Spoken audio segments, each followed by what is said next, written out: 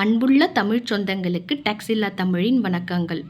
7ஆம் வகுப்பு இயல் 3 கவிதை பேழை கீரை பாத்தியும் குதிரையும் இரட்டுற மொழிதல் பகுதியில் உள்ள மதிப்பீட்டு வினா விடைகளை பார்க்கலாம். வாங்க மாணவர்களே.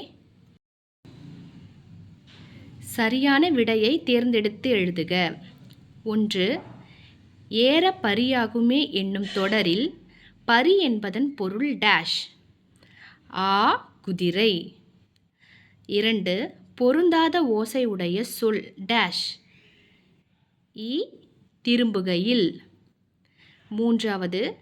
வன்கீரை என்னும் சொல்லை பிரித்து எழுத கிடைப்பது வன்மை கூட்டல் கீரை. 4. கட்டி கூட்டல் அடித்தல் என்பதனை சேர்த்தெழுத கிடைக்கும் சொல் கட்டி அடித்தல். கட்டியடித்தல். ஆ கட்டியடித்தல். சிறுவினா. கீரை பாத்தியும் குதிரையும் எக்காரணங்களால் ஒத்திருக்கின்றன? கீரை பாத்தியில் உள்ள மண்கட்டிகளை அடித்து தூளாக்குவார்கள். குதிரை வண்டியில் கட்டப்பட்டு அடித்து ஓட்டப்படும். கீரை பாத்திக்காக வாய்க்காலில் மாறி மாறி நீர் பாய்ச்சுவர். குதிரை கால் மாறி மாறி பாய்ந்து ஓடும். மண்ணை வெட்டி மறித்து கீரை பாத்தி ஆக்குவார்கள். மண்ணை வெட்டி மறித்து கீரை பாத்திகள் ஆக்குவர். எதிரிகளை மறித்து குதிரை தாக்கும்.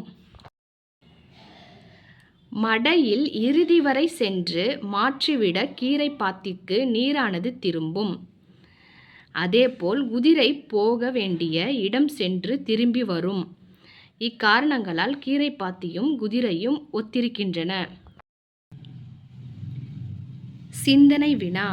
நீங்கள் எவற்றை குதிரையோடு ஒப்பிடுவீர்கள்? நான் கடல் அலையையும் காளையையும் குதிரையோடு ஒப்பிடுவேன்.